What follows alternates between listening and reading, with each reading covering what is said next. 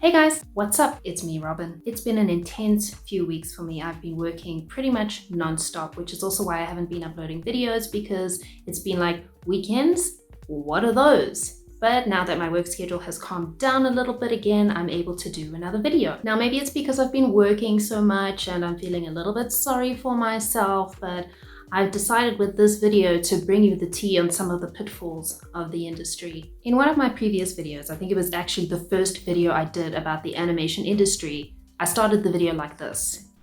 So, you want to be an animator? Oh, you sweet summer child. And you know, it was obviously a joke, but it's one of those jokes that are funny because they're kind of true. So in that same video, I did talk about some things in the industry that are maybe not so great and whether it's all worth it. And I said that it depends on a lot of variables, which is true. And I also didn't want to get too much into like negative things about the industry and all the little sort of nooks and crannies about how if you work for this sort of place, it'll probably be like this or whatever, because then it would have turned into a whole nother kind of video. But this is that video where I address those things that you sometimes see in the news about the animation industry and certain things people might say, rumors you might hear, things you want to know if it's really true about the industry. That's the kind of stuff I'm going to talk about here today. So you'll be able to watch this video and decide if you really do want to go into the industry, because as much as my channel is about the positive things about the industry, because I love the industry, I do, there are some things about it that you're going to have to be okay with going into it. And again, I'm not shitting on the industry. I'm not trying to convince anyone not to be an animator. I just want people to have the full truth and be able to make a fully informed decision, because this is your life. I've been in the industry almost 10 years now. I've worked both as a freelancer or on contracts as well as full-time. I've worked in motion graphics. I've worked as a 3D generalist, a 3D animator, 2D animator. I work in VR and AR, so I've got quite a lot of experience in a few different realms. So this is just so that if you're looking at getting into the industry, I don't want you to think it's all going to be sunshine and happiness and roses and working on cute animated kids cartoons and everyone's like, that it's all going to be easy peasy lemon squeezy. Unacceptable! This is a job. There are difficulties that come with any job in any industry, and I'm just enlightening you on the ones that you may face. So you know that really cool inspirational saying that goes, if you find a job that you really love, you'll never work a day in your life. It's bullshit. This is a job. You're there to produce work, and a lot of it is very deadline-driven work. Whether you're in media, in games, whether you're working in VR, whether you're working on movies or series, whatever realm of animation you are working in, it'll be very deadline driven, and those deadlines are usually tight. And you need to be able to deal with the stress that comes along with those deadlines, as well as being able to manage your time to meet those deadlines. Now, time management doesn't need to be something you need to freak out about right now, especially if you're a student or you're very new in the industry and you take long to execute things, because that sort of thing comes with practice. You're going to get quicker with your workflows and your pipelines as you get more used to the apps and programs you're using, and you just get more confident in your abilities. So please don't stress about that right now, but you just need to be aware of the fact that as you're working, work on your time management as well. Be aware of the fact that you're going to have to meet tight deadlines and you're going to have to be able to manage the stress that comes along with them. Sometimes you're going to be really great at time management. I mean, you're going to be far down into your career and you think you've got it down, and then a nightmare project is going to come along and you're going to be pulling all-nighters. Or you're going to be working 18-hour days. This is something that does happen pretty often, and that has nothing to do with time management. It often falls on scope and project management, which usually is not in your realm as an animator, so there's not really much you can do about it.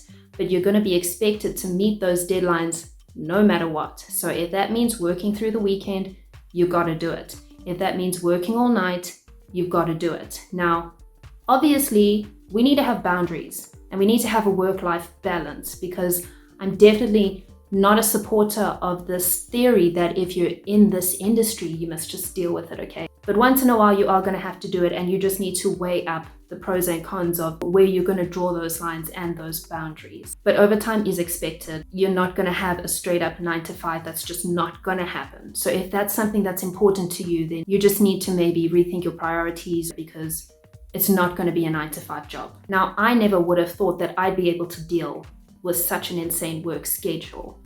Like if someone had told me that I would be working 18-hour days or through weekends or pulling all-nighters for a job, I would have been like, bitch, you crazy. Ain't nobody got time for that. Work-life balance. But it is a reality in my life, and it's something that I have learned to deal with and, compensate for in other ways, getting time back after doing a lot of overtime, stuff like that. So just think about it. A lot of jobs do require you to do overtime, so this is not the only industry that you'd be expected to do it in. But I just want to warn you that it is a reality. It is a thing you're going to have to do as an animator.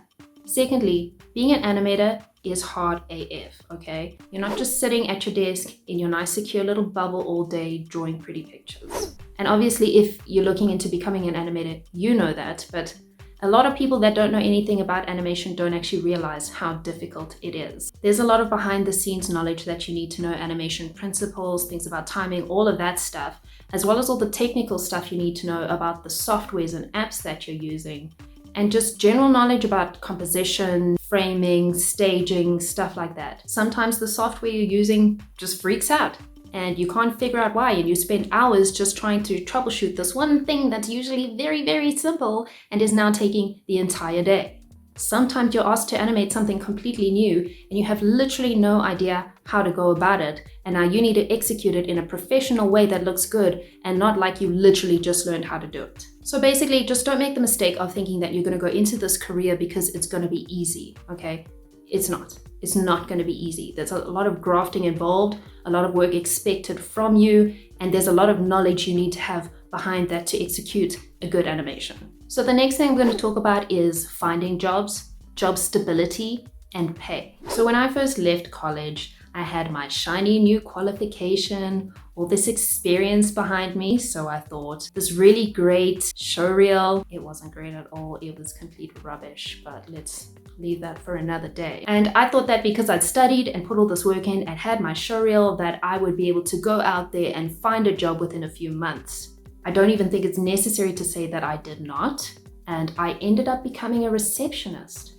I had a whack load of student loans to pay off and I needed to pay those bills. So I needed to do it somehow, and I was not getting an animation job. So I was a receptionist as my full-time job, and in the evenings and on weekends, I would look for freelance work online as an animator. And my first few jobs were for really, really low pay, but I just took them on so that I could get that experience and have something professional that I'd been paid for to put onto my showreel rather than just having my student work on there. And that tactic worked for me. So I did eventually manage to get an animation job from that. So I could leave the receptionist job and go into an animation job. And let me tell you, that job worked me like a freaking dog. I was literally sick from how hard I was being worked. And the pay was complete shite. Like, I'm not even kidding. I actually blocked out how bad the pay was because the other day I was going through old paperwork and I found my first pay slip. And I was literally shook because I had forgotten how badly paid I had been for that first animation full-time job. I know in some places that they have unions and guilds which help standardize what animators get paid and how they get treated, but over here in South Africa where I live, that is not a thing. So a piece of advice that I can give you guys, because obviously I'm not in the same position that I was back then, is know your worth. So I started out getting a really low salary, but as I became more confident in my abilities, I also became more confident in asking for more pay because I knew that I was worth it. And I knew that, if they refused to pay me that much, then they weren't really going to find anyone else very easily who would be able to give them what I would be able to give them in terms of like quality of work and expertise and stuff like that. So know your worth. If you're just a beginner, then yes, know that you're not worth as much as what somebody with 5 years experience would get paid, but also know that you're a human being who needs to make a living. So please don't work for free. This is a thing that is very rife in this industry, is people asking for work for free. Even if you're a student, you still deserve to get paid because it's work that you're providing. It's a service you're providing that they couldn't do themselves. So you do deserve to get paid. Don't do unpaid internships. I know you feel like you need that experience, but you're going to find a place that would be willing to pay you at least a stipend so that you can get to and from work and afford some food. Rather, if you're looking at places that want you to work full-time and not pay you, Rather look online for jobs that you can do and get paid for there. The more we let people mistreat and underpay us, the more they're going to think that it's okay, and the more they're going to do it to other people. So it just becomes a more widespread problem. So just make sure you know your worth, make sure you have boundaries in terms of what you're okay being paid, and make sure you speak up. If you think you should be getting paid more, speak up about it. Look at what your friends are earning, or what, you've got these websites you can look at that can give you the average salary of someone in your position. Educate yourself on what you should be earning and insist that you get paid what you're worth. As you become more senior and more confident, like I said, as I became more confident in my abilities, you'll be able to get paid more and you'll be able to insist on getting paid more. So definitely as you climb that ladder, your salaries will get better and the pay will get better. But again, don't let people take advantage of you. So I mentioned that I struggled to get a job at first, and it's also really difficult if you work on a freelance or contract basis, because once that contract is over, you're out again and you need to look for another job now. And it can be really difficult to find one that will line up right after your last contract ends. The industry does ebb and flow. So sometimes you'll get like a million offers in for all these different jobs and you're like drowning and you're like, what can I do? I don't know what to do. There's just so much work coming at me. And then there'll be months where you're just like, so it can be really difficult finding jobs, and it really helps to actually build up a network. I know that a lot of animators, myself included, are not the most social people. I mean, I'm not social at all. And that's partly why I became an animator, because I thought I wouldn't be required to be social. Joke's on me. But you actually really need to network and build up relationships with people around you and clients and potential clients, so that when you are looking for work, you're the first person people think of when they need an animator. If you're a permanent employee somewhere, there's always the chance that you could be retrenched or laid off. It's very prevalent in this industry, unfortunately. Just the other day, there was the announcement that Disney's shutting down Blue Sky Studios, and there could be a list as long as my arm about well-known studios that have shut down or just laid off a bunch of their animators. Without any warning, just like that, jobs are lost. A lot of studios just go under. They get budget cuts, they mismanage budgets, sometimes projects just fall through and they can't keep everyone on the team. I personally know people who have been laid off in their lifetime, sometimes more than once, and it is something that you would need to prepare yourself for. Not to say that it doesn't happen in other careers and professions, but it is quite common in this one. Another thing I want to talk about, and I don't really feel like this is like a dark side of the industry, it's more something that I would think would be common sense, but it seems to hit a lot of people really hard when they actually encounter it, is that you're not always going to feel creatively fulfilled by your job. As an animator, there are other people coming up with the creative direction. You're the person executing their vision. So it's not to say that you'll never be able to be creative and you'll never be able to put your personal flair into things, because that's what makes you a good animator, is being able to bring in your personal interpretation of something and put your own little flair on a character to make them seem more alive and more like a relatable person. But it's someone else's vision, it's not your own vision. And sometimes the stuff that you're working on is going to be boring. It's not going to be the sort of thing you want to be working on. And you're just going to have to suck it up and work on it, and then go home and in your personal time, work on your passion project. I have a passion project on the go at any given time. I mean, I've been lucky enough in my life to be able to creatively direct some of my own stuff at work, and that's been amazing. And it was just so great to bring my own vision and life to something. But for the most part, that's not going to be what you're doing as an animator. So you need to have your own creative projects going on in the background to keep that spark of creativity alive. Sometimes you'll get a project and it is super awesome and you're so amped to work on it and it's great every day and you're going to love your job. But then there are going to be times when you hate your job and you're going to go in and you're going to hate sitting down and working on this freaking project that is like, could be poo under your shoe. But you have to sit down and do it to the best of your ability, because, at the end of the day, it's a job and you're getting paid to do it.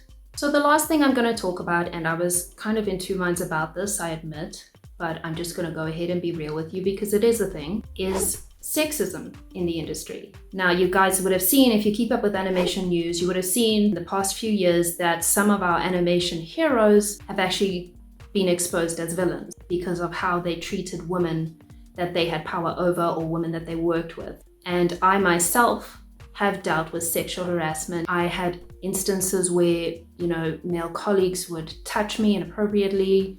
I had where I was walking past someone once and he grabbed my hips and tried to pull me down into his lap. I've had disgusting suggestions made to me, and those instances have gotten a lot better. I mean, I haven't dealt with something like that in quite a few years. When I was starting out, every team that I worked on for many years were all men. And when I would try to bring up these instances of these things happening to me, either to my colleagues or to my superiors, it was kind of just brushed off, and I was told to just, ignore it or just avoid being around that person, which is not the right way to deal with that sort of thing. Now, like I said, I haven't dealt with that sort of instance in quite a few years, but I know a lot of other women have.